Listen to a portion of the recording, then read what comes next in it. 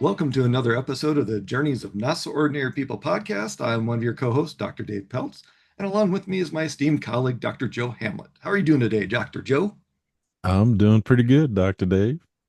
Most Excited to be excellent. here. Yep, same here. You can tell I've had my cup of coffee already, that's for sure. So, we'd like to welcome our viewers and listeners back to another episode of the Journeys of Not So Ordinary People podcast, your personal, professional, and career development podcast. If this is your first time, we're hoping you're going to get something really good out of this episode. If you're returning, thanks for your support, and we look forward to having you in our audience. For those of you who are listening, you do not know. For those of you who are viewing, you do know that we have a guest speaker. We have Tai Cochran with us today. How are you doing today, Tai? Hello, I'm doing great. How are you today? Doing great. Good. Why don't you Good. tell the audience just a little bit about yourself for a couple minutes, and then we'll announce the topic and we'll jump right into it. All right, sounds good. Well, first of all, I like to always thank people for allowing me to come onto their platform. I'm always so grateful and so humble for that.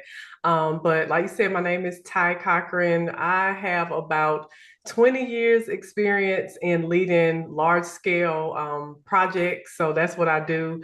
I pimp projects. um, so yeah, project and program management. I have my own company called Her PM, and we actually work mostly with public sector entities, helping to make sure that their projects go off without a hitch. Sometimes public sector can kind of be a little behind in the times, not in a disrespectful way, but we help to bring them into the 21st century with systems and solutions that actually work for them. Excellent. Cool. Thank you Very for cool. that.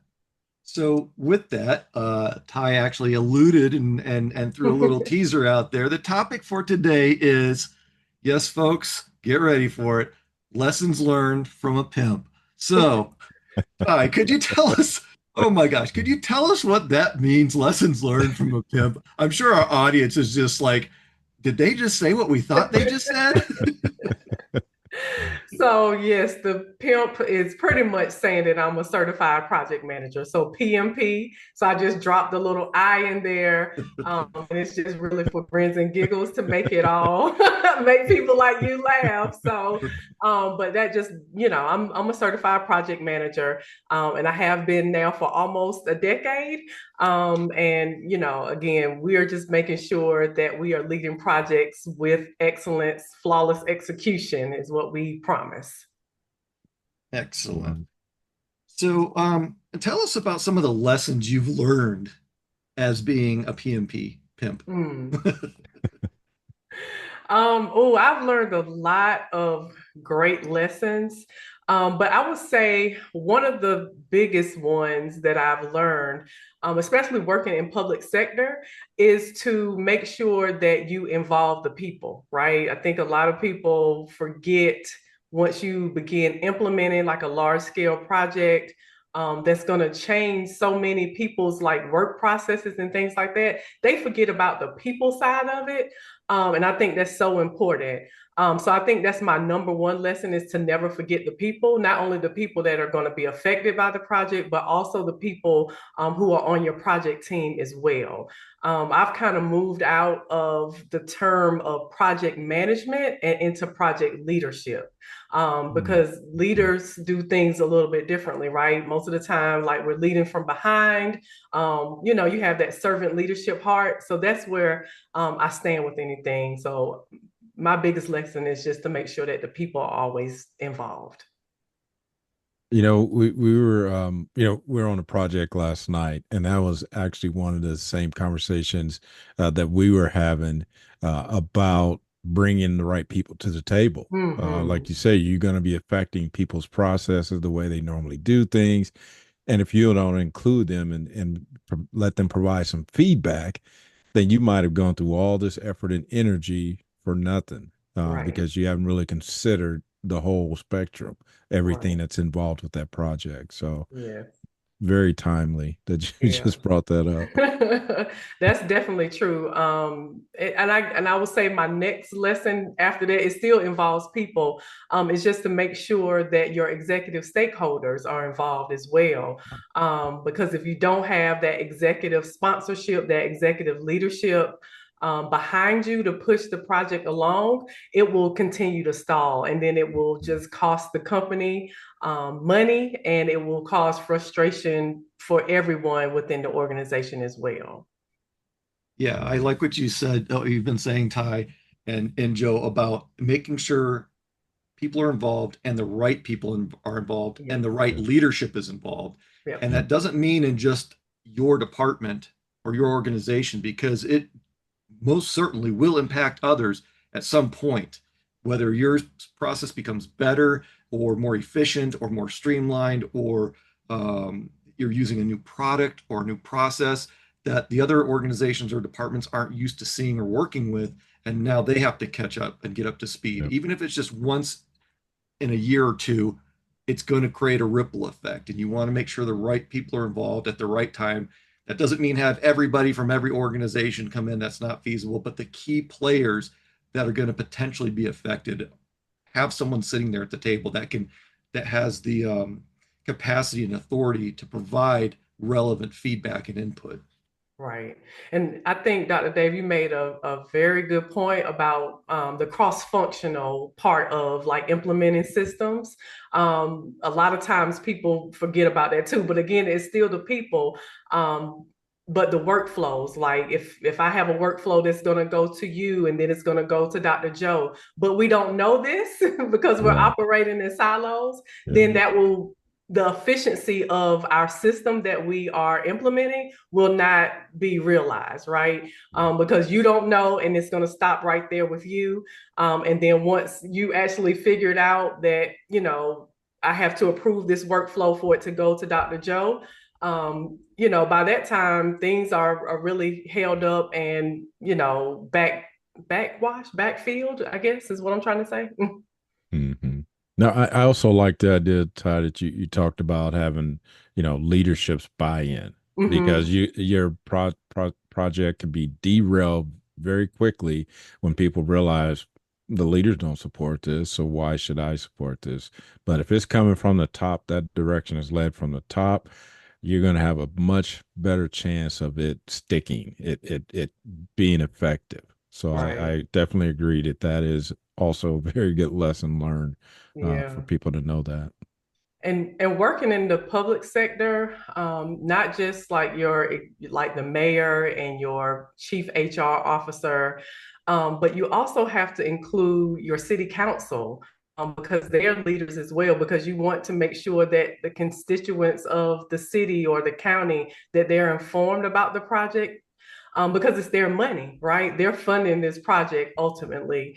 And then also your unions as well, because if there are bargaining agreements and things like that, you need to make sure that they understand how it's going to affect their police officers or their firefighters. Those are our first responders. And we want to make sure that if we are affecting them, that we are doing so in the most positive way possible. So you just really talked about, so I not even thinking about it because I have not really worked in public sector like that, but just everything you just said, making sure all those other players are involved, because those are things I wouldn't have considered before. So I have a question for you. What made you go down that path of the public, doing this for that entity versus a private entity where you may not have as many leaders that you need to engage with and things like that? What was appealing to the public sector I versus think it corporate? was kind of accidental for me. But just rewinding it back, both of my parents were public servants. My father was a special agent for NCIS for 25 years, and my mother was registered nurse for the state of North Carolina, their correctional institution. So I don't know, I guess somewhere it was in my veins, but when I finished undergrad in 2004, I moved down to Atlanta and I ended up getting an internship with the city of Atlanta. And then I was actually hired to work on their very first implementation of a time and attendance, like with people clocking it out and their payroll and things like that. So it kind of, sparked my interest in public service public service and how I could help others, how I could help the city, because the impact goes so far and wide and it lasts so long. Definitely accidental, but I love it, and I really have not found a way to get away from it. Okay. That's not such a bad thing. No. That makes So, sense. so what are some of you've mentioned a couple of lessons. What are a couple of challenges that you've learned lessons from? Well, I think it would still go back to communicating with the right people. Sometimes you become so energized by knowing that you are about to implement a new project that you don't consider who you need to communicate with and how often you need to communicate with them. So the lessons that I've learned have come from me not communicating, so well as a project manager and missing out on certain stakeholders. Like there was a time that I missed out on actually speaking to the city council and they put a halt on the project. But once we were able to, work through that and they understood, and I apologized profusely 1,000 times, you make new network, your network grows, you make new friends. And then they're able to actually understand and see the vision behind the project as well. So though my lessons come from my challenges, is what I really want to say. Yeah. Yeah, I think more and more IT as a department, for so long it was overlooked as a key component. But since the pandemic, with all the ramping up of information security and the regulatory guidance around it, they're actually one of the key players because they have a direct impact on almost every project and program these days. And Yeah. I think that's something that's important for project managers and program managers to keep in mind, and the leadership to ensure that their leadership and their subject matter experts are directly involved, even if it's just on the outskirts to say, hey, this is what we're doing. What is there going to be a positive or negative impact on you? And sometimes they say, no, we just need to tweak a couple of things and we're good. And other times they're like, well, wait, you can't do that just yet. We need to put a couple of things in place first. Right. What kind of organizational what's the word I'm looking for? Organizational disregard have you experienced? Because in my background, I've experienced some projects in my programs that I've had, and they're like, "Oh no, don't talk to them." And it's like, "But we need to talk to them." And they're like, "No, don't bother them." I'm like, "But we have to," and then they get all upset because I didn't come to them. So Yeah. So my whole career has been in IT. I'm a computer science major. So all of my projects have been initiated from the IT department. But I definitely do agree that when it comes to anything, no matter what type of organization you work for, and there is an implementation that is affecting across the board, IT needs to be involved, because there needs to be clear definition of roles and responsibilities, right? So whatever happens with this implementation or with this new system that's going to happen, IT needs to be at the table, and they need to say this cloud, because I know most people are moving to cloud implementations now. This cloud implementation, we need to make sure that it's secure. We need, it's certain things that need to be fleshed out, and the IT department definitely needs to be there at all times. A lot of things that I always see as well is that the PMO, that project management office, is also a part of the IT department as well. So that leads the governance. So if there is anything going on with the project that you need help with, you should be able to go to your project management office, your PMO, and they kind of guide and give you clues as to what needs to happen next with your project as well. I find that it's funny that you see a lot of organizations that fail in that process, because you'll run into organizations and they'll be saying, hey, I can't do this because this is not compatible with that. Yeah. Or they'll have 5 or 6 systems to do the exact same thing. And so it's really hard to believe, but I know it happens. It's just hard to believe that they don't have those conversations. Like Dave said, most people are like, no, don't include them, or they'll shut it down. This is the one we want, so we don't want to go to them. They're going to tell us we can't. So it's just, but it just causes so much confusion and turmoil down the road, because it may look pretty, but it doesn't interact with the other systems. Then nobody can service it. Just all those types of things that are typically not considered. So with you having that background, you can definitely help facilitate the need for that. So that's very good. Definitely. And again, that's where the PMO office comes in, right? Because then they should be able to look at their log of projects. They should be able to look at their log of systems that are already in place and say, we already have something like that, that we can, add this department to. Or if there's a competing project, we don't want to overtax our resources, because more than likely, same resources are being used over and over again. So that's where that governance comes into place with the PMO office. So hopefully, everyone has an organizational PMO or enterprise PMO that can oversee those types of regulations and rules.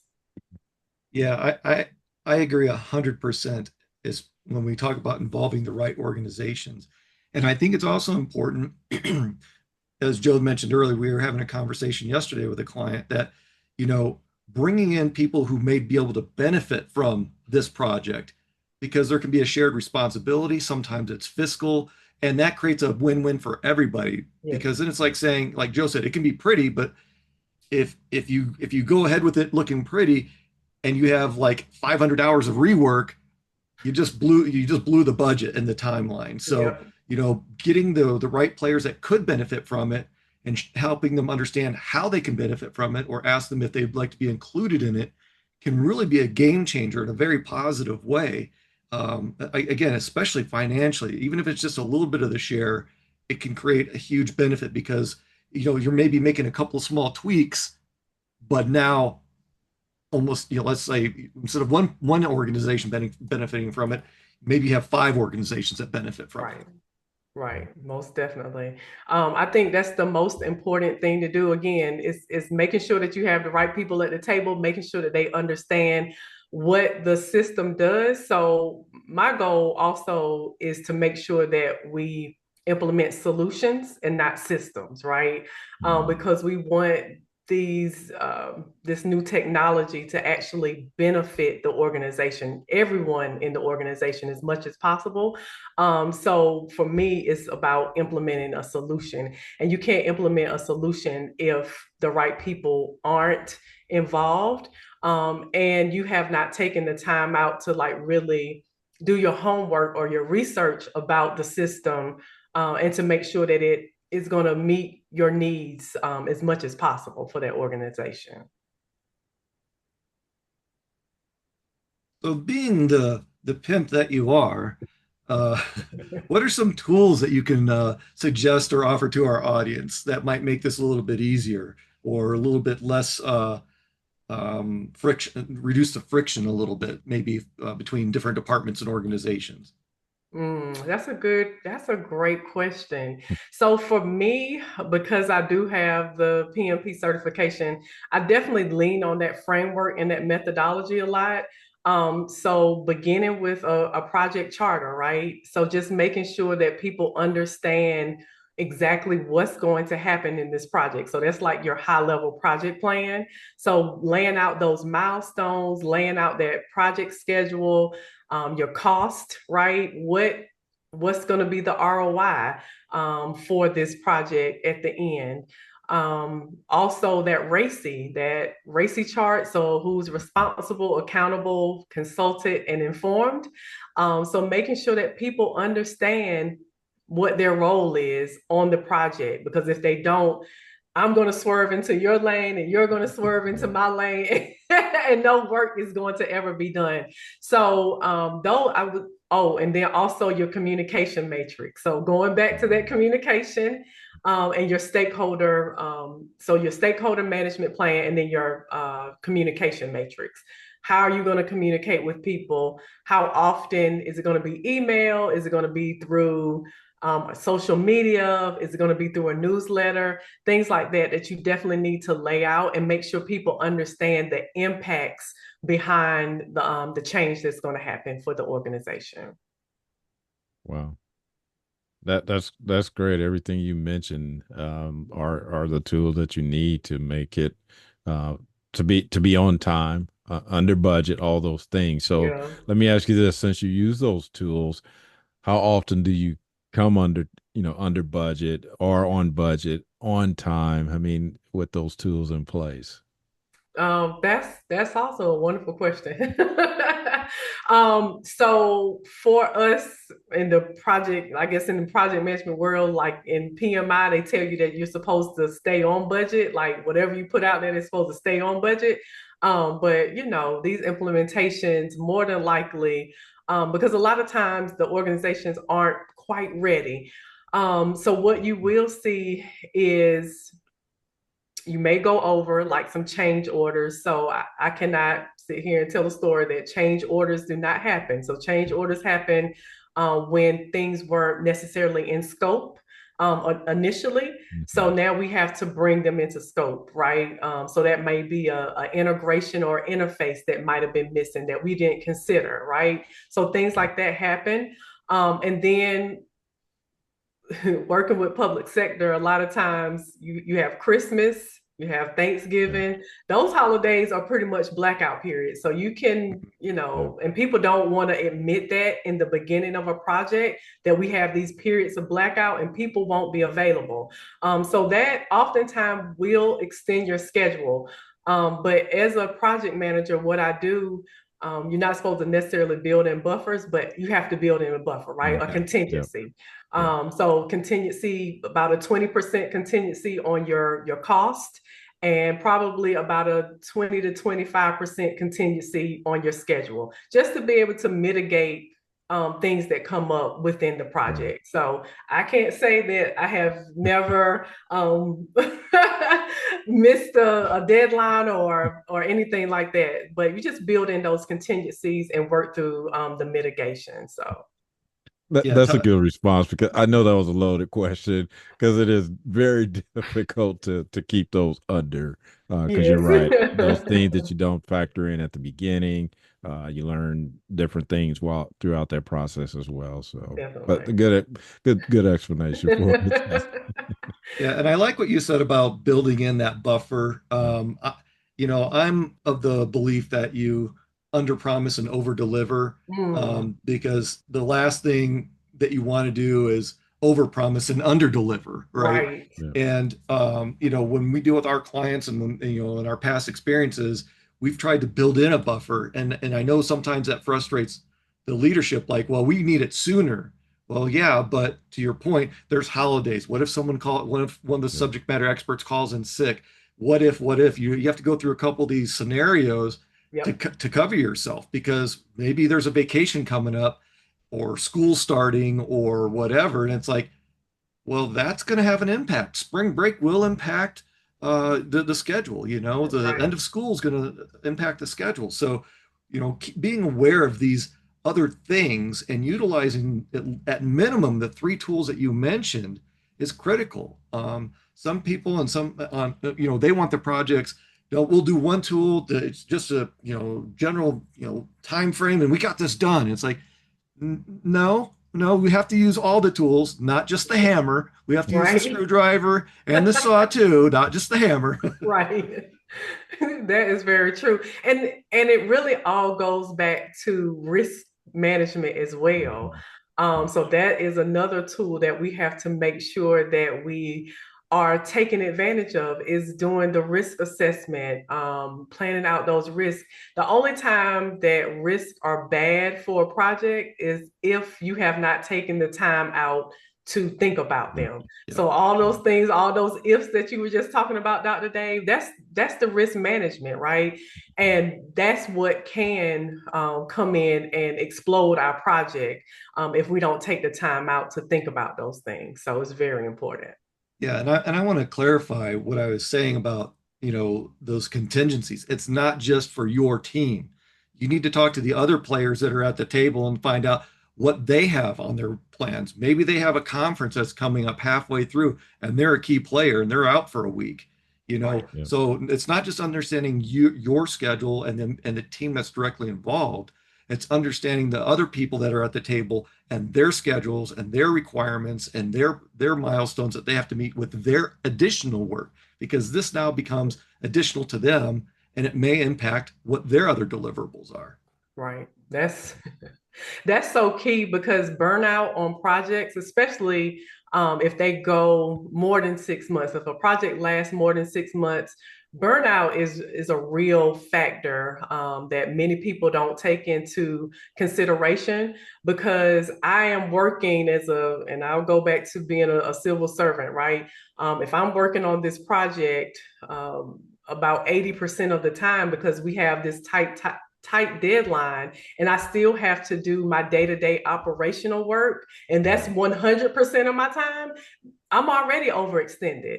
And I'm already gonna, be burned out, and you can't expect people not to go on vacation. But those are things that you definitely have to take into consideration and weigh when you are doing that risk analysis as well. So I have a quick question.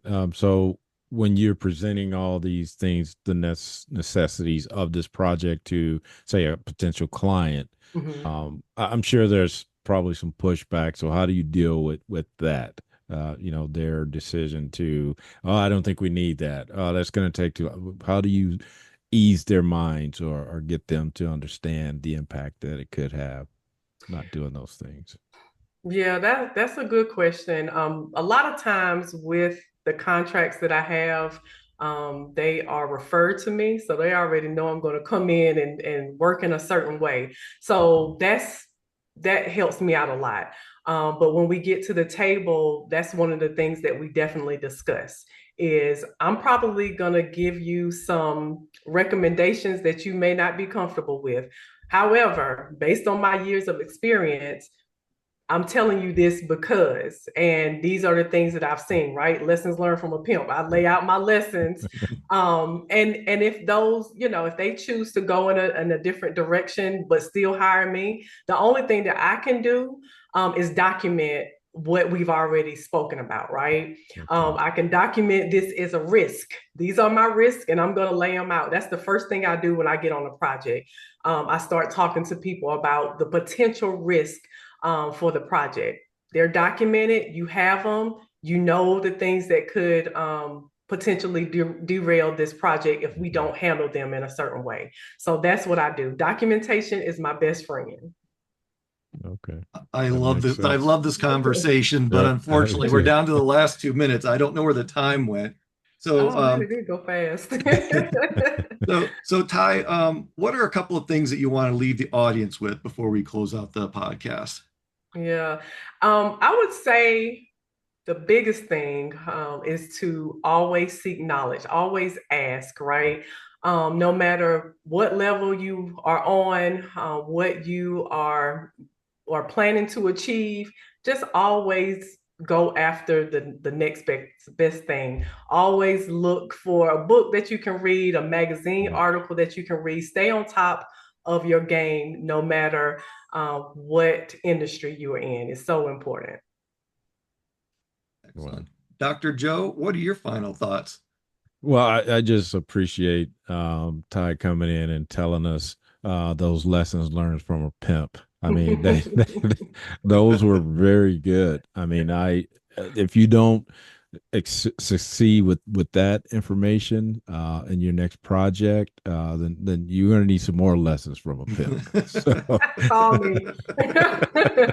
but I do appreciate you sharing that information with us, because, like Dave said, you just touched on some of the things we just been touching on these last couple of weeks. So it helps us to know that we're doing it right. So thanks for that. Thanks for that validation. Yeah, awesome.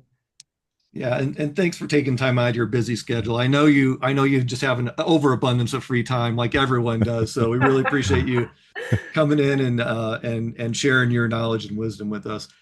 We'd also like to thank our audience, our viewers and listeners, for attending another episode of the Journeys of Not So Ordinary People podcast, your personal, professional, and career development podcast. If you'd like to reach Tai, Her contact information will be in the description. And with that, we want you to continue being your not so ordinary you.